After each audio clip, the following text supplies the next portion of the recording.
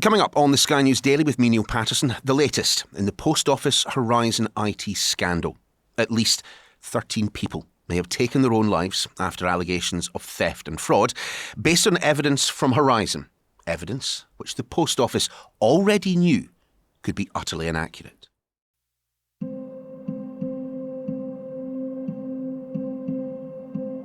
Hi everyone, I am down at the Oval Cricket Ground in South London today, home to Surrey County Cricket of course, but also the public inquiry into the Post Office scandal. Currently, we are being kept in something of a media holding pen, a big conference room just overlooking the ground, as we go through copies of the first report into one of the worst miscarriages of justice ever. It officially confirms that the Horizon IT system ruined hundreds of lives, that the Post Office knew its system could be wrong, but in the words of the inquiry's chair, maintained the fiction that its data was always accurate. We are still making our way through the detail, so let's just hear a little bit from the chairman, Sir Wyn Williams. The picture which has emerged and which is described in my report is profoundly disturbing. Many businesses and homes have been lost. Bankruptcies have occurred. Marriage and families have been wrecked. Postmasters and others suffered the trauma of criminal prosecution, conviction, and punishment. Tragically, I heard too of people of whom it is said that they were driven to take their own lives. Let me just explain exactly what's been going on. For the past hour and a half, I and other colleagues from various news organisations have been sitting with the report itself, going through the details in what's known as a lock-in. We're not allowed to tell anyone of the details outside. Just gives us an opportunity to go through the information, the recommendations in the report before we start doing the journalism. And another of my colleagues who was there, Paul Kelso. Paul, Sir Wyn said this was all about the human impact. Why are we getting this bit of the report today? We're getting this first because Sir Wyn Williams has taken the view, supported I think by this document he's produced, that it is the human impact that counts most from this, because so many lives were ruined by the actions of the Post Office in, we now know, falsely pursuing criminal charges, compensation claims that had no basis in reality, and they knew. It's harrowing, let's call it what it is. It is harrowing. It's also rather difficult for your blood not to boil again. Now, we are impartial, but now reading some accounts, some of which have never been published before. Give us some examples. There is one in particular. There is the devastating account of the daughter of Lee Castleton, one of the first people to be prosecuted. He's in the ITV drama. The Post Office spent £300,000 bankrupting him on the basis of false evidence. His daughter has told the inquiry, we've not heard this before, her mental health was destroyed and how she got an anorexia diagnosis. She had to drop out of university, and she talks about age 26, she is still struggling to deal with the mental health impact of her father being accused, the tension that brought into the house. Every one of these accusations has this ripple of human impact that is impossible not to be, as I say, not to be moved by, and no wonder these people have been so angry for so long. Oh, completely. I mean, we hear in the report 59 people considering suicide, 13 eventually did take their own lives. On top of that, a list of other problems. As you mentioned, we see in the report yet again that hint from the chair that people knew, Fujitsu knew, the Post Office knew before these systems were introduced and in real time. It is the very first thing we read in this report. It's very deliberate. Here's the key words. Prior to rollout, some employees of Fujitsu discovered that Legacy Horizon, that's the first Horizon, was capable of producing data which was false. Despite this, they say, the Post Office maintained the fiction that its data was always accurate. The same then applied to Horizon Online, the second system that followed up. I am satisfied that a number of employees of Fujitsu and the Post Office knew that this was so. So he wants us to know, more importantly, I suspect, the victims in this scandal to know he's made his mind up. The evidence points to this being a knowing deception with devastating consequences. What I have always struggled with is, since the ITV drama, since the massive public attention that this story has gotten, we have not seen the compensation schemes kick into top gear in the way in which you would imagine. And that is something clearly identified in this report. Why has there been this dragging of the heels? He does address that, and the compensation schemes are extremely complicated. There are 19 recommendations here, many of them about the compensation schemes. There's no legal advice provided for people. There's not even a definition of fair and full compensation. That's the first thing he wants. His recommendation of a public body to handle these cases in future. I'm thinking of the infected blood inquiry, where people are still dying without receiving compensation despite them already having gone beyond this stage of the inquiry. It's impossible to conclude anything other than there is an institutional inability to get money out of the door to people whose cases could not be more open and shut. Paul, you just take a breather for a second. We're going to head out into the stands so we can have a quick chat with one of those, well, incredibly directly affected by all of this, Janet Skinner. OK, so we've stepped out the media suite now to speak to Janet Skinner, herself a former sub-postmistress. She was jailed back in 2007 for 9 months over the alleged shortfall in her case of £59,000. Now, she ended up serving 3 months of that sentence, was later released on a tag. However, she had been advised at the time to plead guilty by her lawyer, and I imagine, Janet, that is something you are thinking about every day. I mean, this instance, this stage of the inquiry is all about the human impact, according to Sir Wyn Williams. I had a meeting with Sir Wyn before the actual inquiry began, and he was then assessing whether he felt it was something he could do. It's hard, I think, for him to put it down as any form of recommendation, because how can you put any recommendation to something that we've already suffered? I suppose the one aspect that has come out today is we have had laid bare the extent of the human impact. 59 people considering suicide, 13 people took their lives. Add to that bankruptcy, anorexia, general depression, reputational damage. What was the effect on you? Reputational damage. I lost my home. I was then came after me again in 2008 for £11,000 compensation. I ended up nearly going back to prison for 5 years, and 10 days after that I was admitted into hospital, and I was paralysed from the neck down, and they told me I'd never walk again.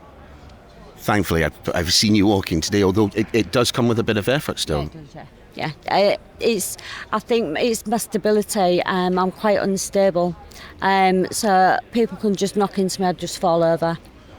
So there have been for you physical effects, very clearly. Massively, yeah. Psychological effects as well. Yeah. How does it feel when you were going through this to know that there were people in your community who thought you were a criminal, who thought you were a thief?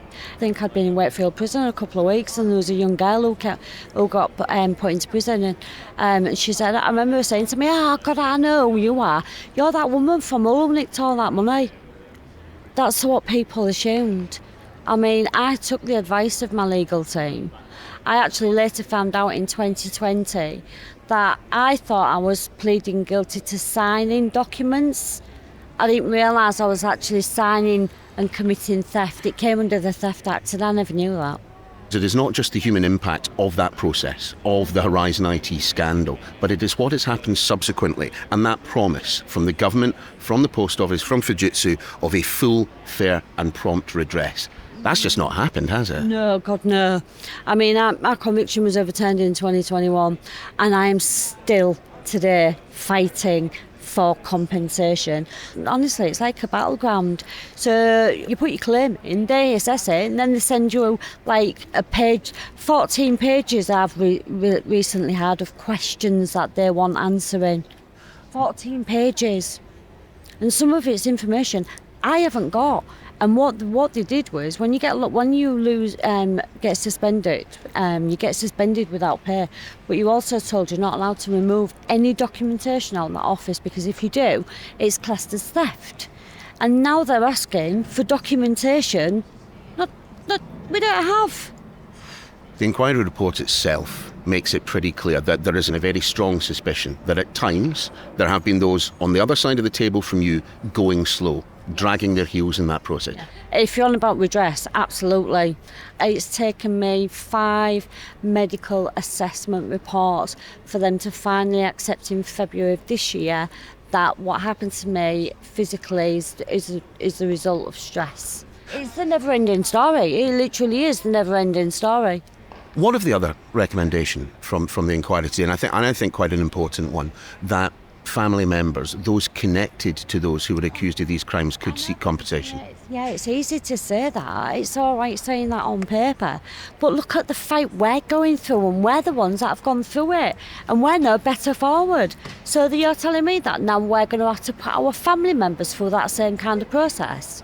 Why would you want to inflict that same amount of pressure and trauma onto your family? Is that how you see this? That actually it would be better for them to avoid the trauma that you've had to go through in this process? Yeah, give them a set amount to each individual family member is what I would say. Just literally offer them a set amount.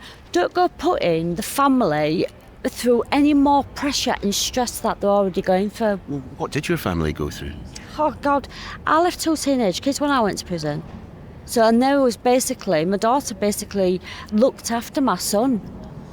I mean, she was 17, he was 14. And then I spent like 17 years walking with my head down and frightened going to school. Watch like open evenings for my son when he was still at school, thinking, are people going to recognise me? What if I say my name and they know who I am? Walking with my head down, you shouldn't have to live your life like that. No, you shouldn't. So I wonder, is there any aspect of this process that has been cathartic, that has been positive for you? Do you want me to be honest? No. None whatsoever. Unless we receive accountability, people start being prosecuted. Scandal after scandal after scandal. That's all you ever hear, but you never ever hear of anybody being prosecuted. And I think that needs to change. It seems an awful long time since people were sat round the telly come Christmas watching Mr Bates versus the Post Office, and yet we just don't seem to be that much further forward. What do you want to see happen immediately as a result today?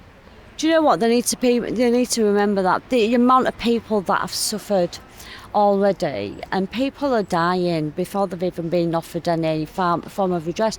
Just that ability to be able to move that part of your life on. Do you know, all I want to do is move house.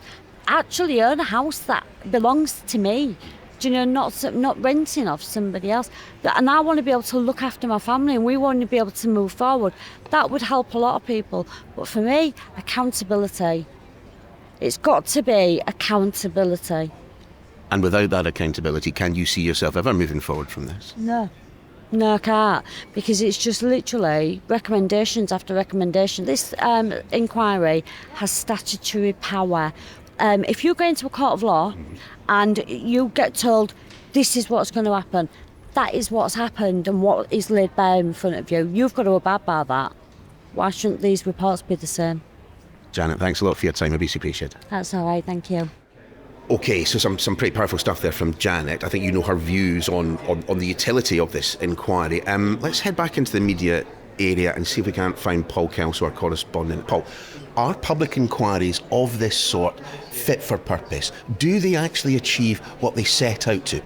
This has certainly achieved one element, which is an independent voice gathering the evidence and then setting out beyond doubt what has gone on here. And given the duration of the lies and the extent of the evasions, my goodness, they did not want to accept any responsibility. Well, that they can no longer evade that, and the human impact can no longer be avoided. The key point is, how do you turn this into definitive action, and perhaps a public body that can oversee compensation when the state screws up? Let's be frank about what's happened.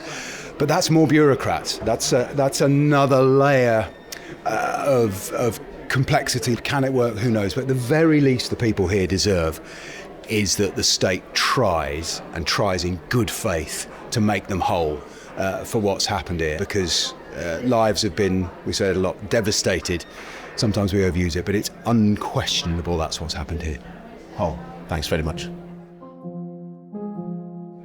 And that's it for this edition of The Daily. To find out even more about what's been happening down here at the Post Office Horizon IT inquiry at the Oval, you can just head to the website skynews.com. The Daily is back again tomorrow.